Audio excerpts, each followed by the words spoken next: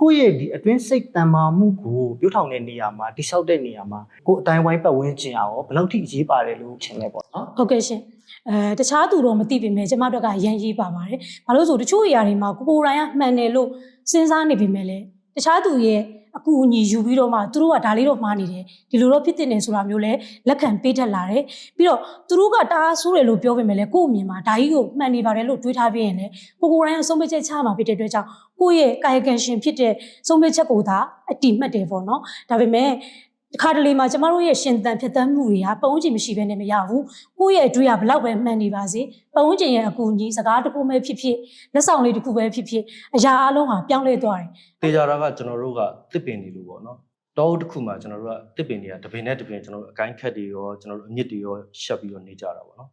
အဲ့တော့တပင်နဲ့ရက်ထီနေတဲ့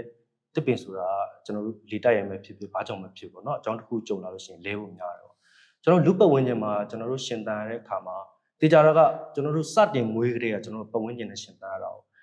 အဲ့တော့ပတ်ဝန်းကျင်ကကျွန်တော်တို့တင် जा ပေးတာရှိတယ်ပေါ့နော်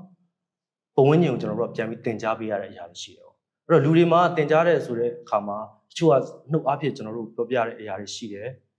ချို့ကြတော့ကိုယ့်ရှိရနေလှုပ်သွားတာကိုပဲကြည့်ပြီးတော့ကျွန်တော်တို့တင် जा ရတဲ့ဟာတွေရှိတယ်ပေါ့နော်အဲ့တော့ခန္ဓာရည်အားတွေ